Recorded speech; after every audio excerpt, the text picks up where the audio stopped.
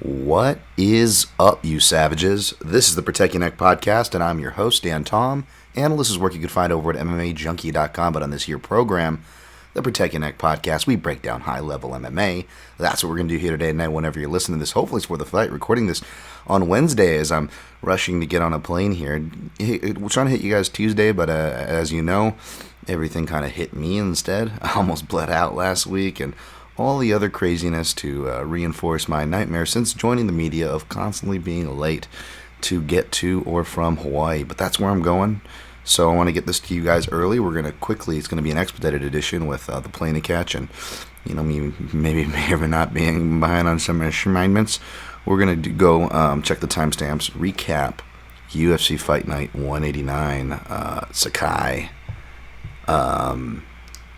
Rosenstruck, and then we're going to do a quick breakdown on top Bellator fight 260, and then break down UFC 263 from top to bottom as per usual. Check the timestamps, and again, I always recap my picks and plays at the very end. Thank you for listening to the audio version on YouTube, Daniel Tom MMA. I still haven't hit 500 subscribers. I think I've been like 12 away for like 2 weeks, and I keep posting about it, but I should stop because it's pretty sad looking the fact that I can't even get 500. But either way, I really, like and subscribe. I obviously, yes, I do want to grow it. I do appreciate, but honestly, I really just genuinely appreciate you guys. You get down on small numbers or this or that, and you compare yourself to other people, and you're like, oh man, I suck, or this or that. But I'm like, no, you know what, man? I again, not the best research this week, which is surprise, surprise. Another reason why I can't be too upset. Haven't been able to give you guys the best product, but also whether I'm on par on my normal game or it's been chaotic, I always give you guys me. I give you guys my best. I give you guys my all. I give you guys my honest truth, and every time. And I think in return, that's what my numbers reflect. If I wanted to be fake and this and that, maybe my numbers would be bigger, but then I would be fake, and then I would probably attract more fake people. So not only is this a vague way for making myself feel better, but also to pay genuine compliment to you, because you know what, that says a lot about you guys. Y'all here, y'all are the real ones. You're smart and you still got hot. So I appreciate the fuck out of you. You can give a 5-star rating and review if you're listening on an Apple podcast, if you appreciate the fuck out of me. If not, don't worry, it's all good in the hood. I'm going to skip Amazon reads and on it reads, although you can click through those banners at mixedmartialanalyst.com if you want to support this free show. For no cost, and also PayPal links there at mixedmartialanalyst.com. All these things are in the show notes as well, LinkedIn. I'll get to the Amazon reads next time. All right, guys, let's go to UFC Sakai Rosenstruck Fantasy Jewish Fight League. They did good. Our brethren did good. Our team did good. If Brad or Aaron or any of my other Jewish brothers or sisters are listening, I'm just kidding. Rosenstruck of Suriname, he just kind of gave him the touch of death. I didn't really watch this card that much because I was so busy. I've been so busy, like it's either I'm in the hospital for someone else, I'm almost dying, or it's just so busy that like I was actually like working on other fights and I'm still behind because it's just one of those weeks. Take a week off ahead of time to get ahead of things so you don't have to worry about these things. And sure enough, I'm just scrambling to the end and don't even get to watch these fights half the time. That's how crazy it is. But, fight week never stop. Beer run. Tabora deserved all the beer run in the world. I could see why he was looking so fondly at those beers, because when he stepped on the scale, boy, he looked like he tightened it up this camp. And Walt, as good as he looked early, the same tropes bothered him there. And Tibura showed why he was favored. Roman Dolidze, conservative approach against Laureano Staropoli. It's strange, it's like, again, the only reason why I would even pick this guy and not auto fade Dolidze is because my guy Nick Six stated bias is in the corner. But it's like, this guy wants to be a wild man at heart. It's like, I don't know how well he's going to do with his conservative, the conservative approach. This is what he needed to do to fight Staropoli, so it was good, believe me. No complaints there. But it's just funny to watch this. This guy's a character. You can tell he just wants to get wild. So good on my man Eric for somehow keeping the reins on that wild man. Gets another win. Ponzinibbio Pandemonio defeated Miguel Baeza. Great fight that I barely got to watch, so I actually would be excited to go back and watch that one. Good on Pons, man. How do you not feel good for that guy? Gregory Rodriguez defeated Dusko Todorovic. Shout out to my man Brazchuk's fucking Dusty Rhodes impression. I don't know. It just seems like that guy was just always pounding beers and barbecue more than he was wrestling. Get Dusty another sweat of sausage on his plate. Yes, a soft bath of sausage for Dusty. Montana De La Rosa defeated Ariane Lipsky. Okay, that was good. That was the strong parlay piece I recommended. Ilir Latifi defeated Tanner Boser. I guess this could have gone the other way, especially if you look at the eye thing was done by a punch, broken arm done by a kick. I wish people would credit those things. I feel Tanner Boser. But hey, Latifi lives to fight another day. Muslim Salikov defeated Francisco Trinaldo. Fun fight for a 30-27. It's one of those competitive ones, that the scorecard doesn't tell the story. Obviously, no issue with the scorecard. Just saying, Masa Randuba, I give it up to him, getting in there. He fought for your money if you sprinkled. Camilla Kirk, this was surprising, defeated Makwan Amirkhani. Makwan, man, just, oof. Yeah, I think we've seen a hard drop-off here and a hard limit. Where's Kirk, man? If you're going to fix one thing, is cardio, go to fight ready. Yeah, I see you. Alan Patrick Mason Jones, it should have been a win for Jones. Manon Fido defeated Tabitha Ricci, another standing finish.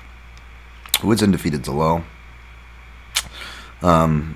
It was wrong on the pick, but similar to the dynamic, wouldn't matter the side. Euron was kind of at play there. Claudio Puelles defeated Jordan Levin. Didn't watch this one, but Puelles apparently out-grappled him, so another one, stay away for a reason, even though the pick was wrong. So I think we went 4-8-1 official, but could have gone like 7-6, depending on how you look at that. All right, so how do we do on time for that? 7:48. All right, so we're going to go Bellator 260. I'm writing this one up as we speak, actually, and we've got Yaroslav Amosov, who opened as like a plus 140 dog. Now he's barely plus 100, depending on where you find him. Whereas Douglas Lima, minus 120. I'm taking Amosov here. I kind of hinted at it when I did my Dark Horse article, which has aged very well, by the way, as well as the Dark Horse podcast. All Bellator Dark Horse is aging really well. I know not the hardest thing to call, but hey, whatever. But point is, when I go back and read that article, I did kind of tease that I thought he'd be a really bad matchup, and the more I watch and refresh, I think he is. Doesn't mean he's going to win, of course not. Douglas Lima, whether it's that check hook, which is going to be worth watching, or of course we all know about his debilitating leg kicks. If he's able to get off that game, none of us should be surprised. But not only is Amosov a guy who can wrestle really well from all ranges, chain and whatnot, good in the clinch, good in open space against the cage. But he also, as a fighter, can fight off both stances. He can go lateral, fight moving laterally. He can fight off the back foot when he needs to, as we saw Storley. He's got a consistent jab that he can throw out there. Like that, he got tired at the Storley fight. That was insane. Anybody would have gotten tired. He's not going to do that fight with Douglas Lima, even though he's never been proven 5 rounds like Lima. I got to imagine he's still got better cardio. It was just that pace and that wrestling, and being on on the other end of it, having it come right back at you. Logan Storley doing a little bit of power bottom there, bottom that fucks back. Jesus, damn, wow, that was a great analogy. Listen, I'm just saying. but your girlfriend's like gonna come in any minute. She's gonna be like, "What the fuck are you recording?" But yeah, I just think he could be a bad matchup there. Looking at the, they're both training at ATL, but or American Top Team. Douglas Lima had his own ATL version, an ATL I should say, and then Amosov at the main one in Florida, and he just looks jacked, ripped. He's got that cardio heartbeat monitor on, like throughout all the camp. Yeah, he looks like he's ready to go. So I actually laid it on Amosov. He's one of 2 dog plays I got for you guys here. Pico, Aiden Lee. I think I took Pico. Jackson Lemminger. I think I took Lemminger. No strong pick. Money coming in on Jackson, so maybe I should have picked Jackson there. I definitely picked Jason Jackson. I'm on the Jason Jackson train. I took Porto over Joanne. I think I took Claxton over Gonzalez, but not confident in that, man. That Justin Gonzalez kid, watch out. But I'm a little bit biased toward Clacton, so that might be it. Took Newell. And not much to say there. All right, what time are we at as we go to 10:44? Wow, we're keeping it expedited, aren't we? All right. UFC 263, headlined by Israel Adesanya and Marvin Vettori. This is another breakdown that it's not out, but I may or may not be submitting it as we speak. But it's okay. I got all my takes and videos recorded and fight footage that I can watch this week is going to be watched for the main fights. So I sip some coffee. Yeah, this line, did it open this wide? Probably because Adesanya is popular, but this is definitely dog or pass. I'm taking Adesanya here by decision, which is really dangerous considering that's how Vettori is going to win the fight, and so Adesanya would lose the fight, but Vettori, to quote Clerk's animated series, nothing can kill the grimace. Shout out to Zane Simon and Condor there, you can't depend on that. I think ultimately I hate length, 6 inches, and using that basic barometer there, measuring stick. But I do think that does come into play. Jack was able to make things competitive with his length, although his jab wasn't as nuanced, much less in that fight, especially wasn't as effective. And then Kevin Holland, was able to give him problems as well with a 1-inch differential length of Israel Adesanya. So. I do think that is something. Vettori's defenses can be fainted out. He was pretty successful with leg kicks. You want to hope Vettori checks those more, but then I watched recent fights and he really wasn't checking them either, although he wasn't against dedicated leg kickers, so it wasn't that big of a deal, / perhaps on his radar. Not trying to condemn him. Just from what I noticed, and from a statistical standpoint, everybody lands up in the 90 percentiles on their leg kicks thrown on Vettori. Whereas Adesanya, maybe he wasn't doing it as much in their first fight, but you would see later when he would face southpaws like Romero, who he didn't want to pressure or give any big punches or counters to. He would switch southpaw and then get that same stance leg kick because the open stance is easy to check. Perhaps that's why. And then he would just go and is he pretty ambidextrous? Could fight from both stances. I think he's going to light him up with leg kicks and use his length and his jab. I think that's going to be the keys for him. Maybe I would have went with Vettori if it was the small cage again, but I think the bigger cage is going to help edge things out. It'll give Adesanya more breathing room, and it'll kind of force Vettori to hit things in the open, which I think he'll need to do anyways, and I hope he plans to do anyways, because even though he does his best work from the cage, you could very easily argue that Adesanya does his best work from the cage defensively, right? And get-ups. So, the key for Vettori is setting up his shots in the big cage over 25 minutes. Maybe he goes ham, and if he gets him down early, he should, and try to pound him into a head and arm. I know Izzy's pretty skinny. Probably is really hard to put in those positions, but Marvin seems to have a good one, and it feeds nicely to the ground and pound and top positions that he's probably going to get. But if he doesn't get enough of them, I think Adesanya can bank enough rounds. It's going to be a real close 3-2. I'm not confident in my pick at all. That's why I don't blame anybody taking Vettori by decision prop. But I got Adesanya by decision. Next fight, Davison Figueiredo minus 230. Brandon Moreno plus 190. Again, another rematch. Figueiredo technically 1-0 rematches with that Benavidez fight, and Moreno, you count Pantoja tough, 0-1. But that's not why I'm picking Figueiredo for the second time, as well as by decision. Anticlimactic, I know, not a bold prediction, I know. I just think we're in for another fun fight, all-out war, because of both guys' durability, proven durability, although not as much a surprise with Moreno. Not that it's a surprise either with Figueiredo, but more Figueiredo, I think he had to answer more of the gas tank issues, right? And I believe he did. That being said, that is still probably the better way to outpace, control, outpoint him, because he is such a dangerous, opportunistic finisher and a good, accurate counter striker.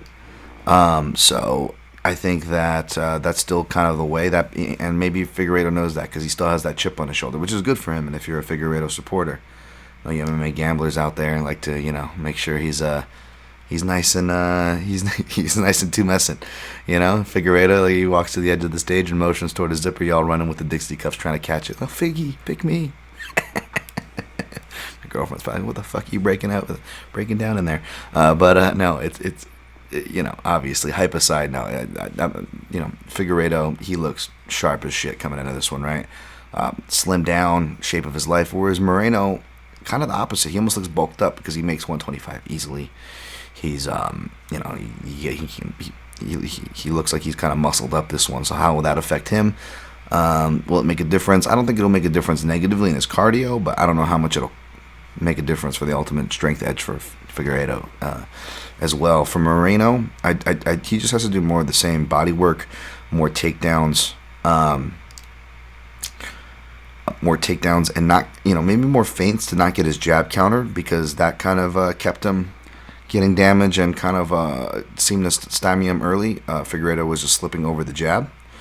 And if he can establish his straight shots without getting countered, then he needs to attach, whether it's the same side head kick that both of them hit each other with and kind of rocked each other with, despite the partial blocks, or, which I actually called for in the first breakdown, and he actually almost took and hit a couple home run shots on Figueiredo, because Figueiredo has a propensity to slip heavily to his power side, whichever stance he's using, which is a lot of times orthodox, and he really slips to that side, and even southpaw, he'll look to like kind of slip to the right as well, even though it's not his power side. So that jab lead head kick combination, because Moreno is a very much lead sided centric fighter, gonna serve him really well. Whereas Figueiredo, actually, I think him going to the body would be good as well, because Moreno is so durable. When guys are durable, you go to the body, and it looked like Moreno actually got hurt to the body a couple times. So Figueiredo needs to throw more kicks, but more kicks that won't open up counters. So calf kicks and front teeps, I think, are going to be really huge, along with his, counter punching and body punching. It's going to be real big. And, if Moreno can get takedowns again, that would be helpful, but they don't score as much as commentary was leading on, and which I get, they're excited, it was a great fight. But again, more positional changes than anything. There weren't sub-attempts or strikes. And me, Dan Tom will give more credit than most for guard passes, attempts, control, but there really wasn't any of that because Figueiredo was able to frame. So we'll see if Moreno is able to problem solve a bit more. He's been able to get his Brazilian Jiu-Jitsu black belt since we saw him last, but I don't know. Next fight, we got Leon Edwards minus 600 versus Nate Diaz plus 450. Listen, Dan, before I talk about this fight, I saw a tweet that you did. That wasn't cool, Dan. You said, what, Nate? What? The one where I was like, jab cross continuums? I put the Pharaoh Monch in the background. Bam, bam, bam, bam. That was pretty badass. Yeah, it's not what I'm talking about. Yeah. It was the other one. Oh, yeah. You didn't like that one, did you, Nate? Listen. It's not that you put me on blast. Well, you just, showing times where I was blasted, but you tell Leon how to do it. This motherfucker speaks English, Doc. He comes from fucking England. You don't think he fucking can read that shit? Well, it was a visual tweet, but I get your point. Just shut up, Doc. You can't have to break down watching your ass, Doc. Nate, shouldn't you be in Arizona? All right, so I'm going to be taking Leon Edwards here, and essentially, like I alluded to, everyone's going to be looking at, southpaw over southpaw, leg kicks are open, which is true. RDA, yes, which is true. That'll be there. But honestly, I think it's going to be the body, because Leon Edwards does go to the body, and Nate Diaz has been hurt to the body, and head kicks. And it's dangerous because Nate Diaz has been getting hurt more and more for a guy known for his durability and cardio, and he's been hurt more and more, not just to the head, but again to the body. And for cardio, I think that's kind of overblown, which I'm a big Nate Diaz fan. I know it's blasphemous to question his cardio, but you could easily argue that Michael Johnson fight was his last consistent cardio performance. I know there was a lot of issues that weren't his fault, as long as with other ones that he made, I'm sure they were legitimate excuses, but he made excuses for, right? By the way, if Nate keeps doing that, he's going to turn into Tito Ortiz, all my grades are turning into, BJ Penn's turning into, I don't know, problematic boxer, NFL fighter, whatever, fill in the name. Yeah, fucking Tony Ferguson turning into, your drunk Mexican uncle at the barbecue. Hey, Chino, come here. Shoot you my knife trick. And we got freaking, we got Nate here turning into Tito Ortiz. Yeah, Dad. I would have fucking put the cardio on more if it wasn't for this fucking cracked skull, dog. You know what I'm saying? But no, I think it's going to be those same-sided head kicks, man, because Nate has dipping propensities. Just like when I called for uppercuts when he fought McGregor the first time. Like, why would he, what, uppercuts, huh? Like, no, they were there, and Connor was spamming them for a reason. So, Nate has very consistent dipping and leaning propensities. So, I think Edwards is going to pick up on that and pretty mess him up pretty bad. And if he takes him down, I don't think he can get submitted. I like Nate Diaz, but that's the way it's going to be, folks. It's going to take inside the distance at plus money, and then sprinkling on round 3. What's up, Derek Love? I see you, dog. Good luck, D Love. I love the good gamblers, the pleasant people in the space. Y'all the best again. Double shouts. Bilal Muhammad, remember the name, minus 230. Damian Maia, plus 190. I rubber banded on this one. I think I ended up wanting to go with leaning toward Maia, but then I submitted Muhammad. And also, going to be doing Aaron's pre-show. We did a pre-record, so check out Aaron Bronstetter's Twitter, as well as TSN MMA show. Aaron's the man. But, like, yeah, I went with Bilal Muhammad here. I'm going to be rooting for Maia. I may even, like, sprinkle by sub. Who knows? But I just think that the big cage is going to obviously suit Bilal. And I'm going to count that Bilal's wrestling as good defensively as well. Kind of like with Vettori against Hermanson. He didn't ever have to show it defensively, but when he did, he was there. You can't always count on that, obviously, but, you know, Bilal did come from wrestling. Louis Taylor is wrestling coach, MMA fighter. Hey, yo, dog, put the guns down. Put the guns down. Louis Taylor. I love Louis Taylor. But yeah, I'm gonna go with Bilal. Picking against another southpaw dog. I see. Nate, get the fuck to Arizona, dog. We got Jamal, who's got all the impressions here. Jamal Hill, minus 280, and Paul Craig, plus 240. Nothing can outrun a Grey Scotsman. Man, if Paul Craig really wants to make his underdog status live, instead of doing the Braveheart paint, he's got to dye his beard gray. He's got to dye his hair gray, right? Maybe get a book in his hand, the face off, and just whisper, "Bolt the door if you're coming in," and see if the PTSD registers Jamal's head. I mean, we don't know what happened in that Bronx apartment, folks. You know what I'm saying? Nobody reads for free. Jesus, Dan Christ, what version of the movie did you watch?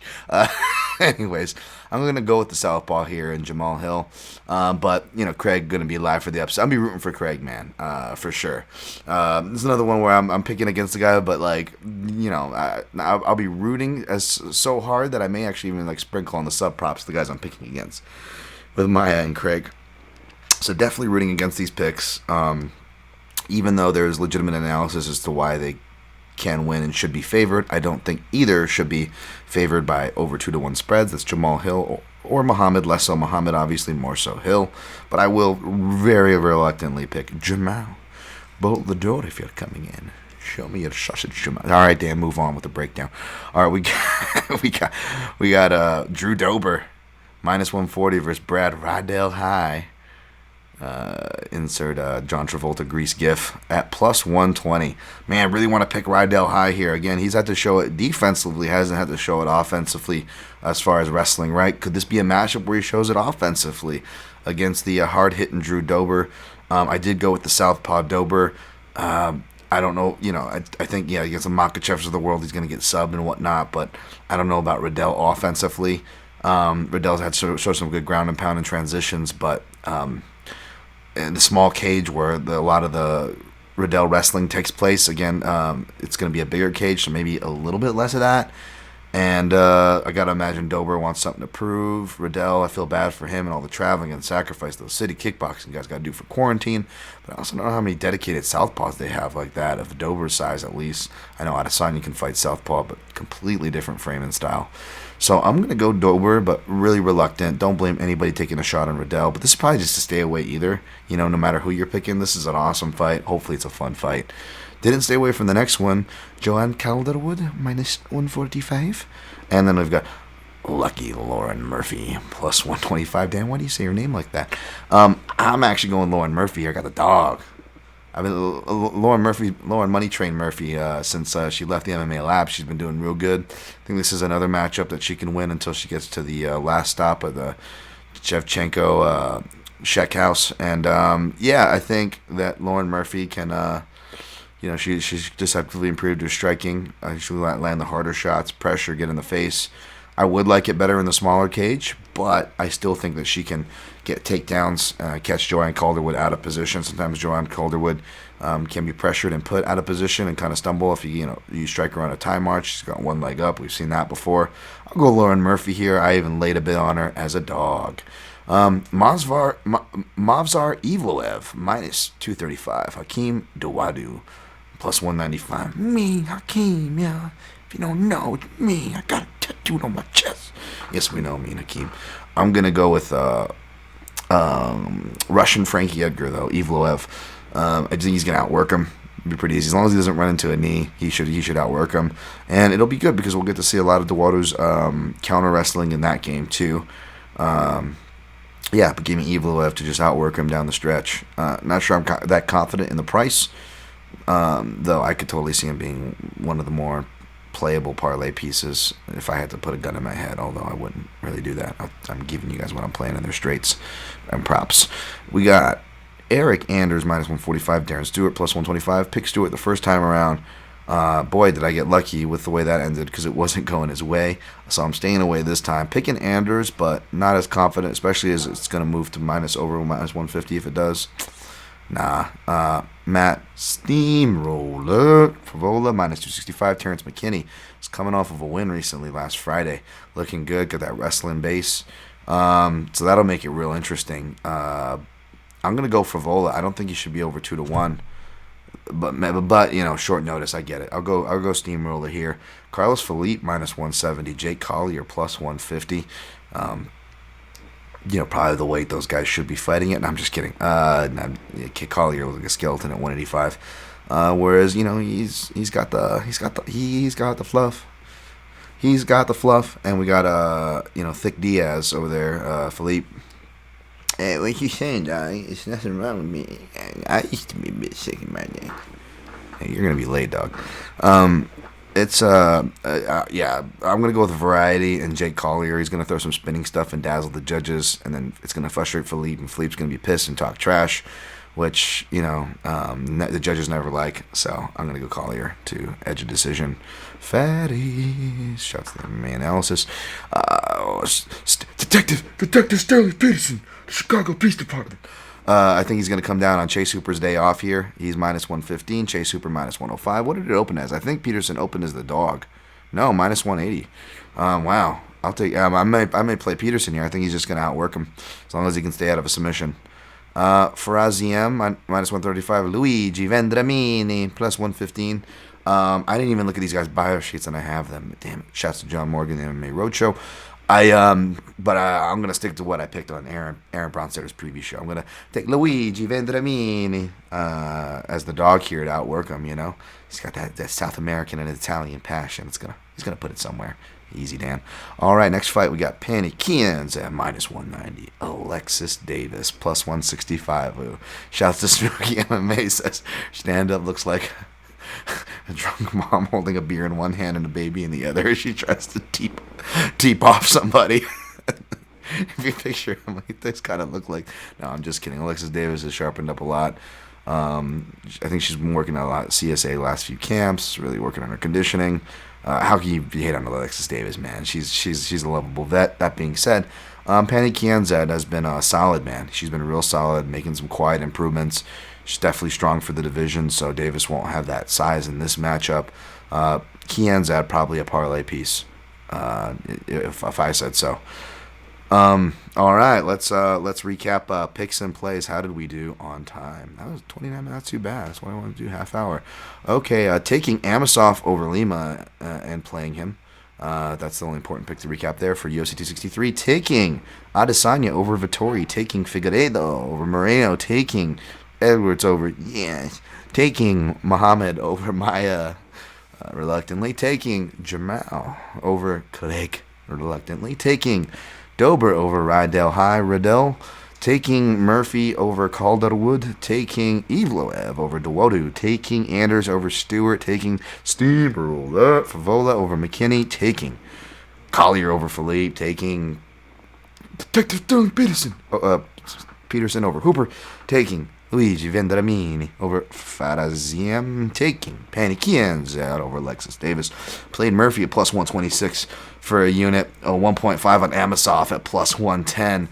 Plus 112, Edwards inside the distance. Didn't sprinkle on round 3, but I will. Derek Love, the D-Love special. You know it. No avoids. Avoid anything, I've been saying lately, it feels like, or the fights that I didn't have strong takes on because I didn't really do any research.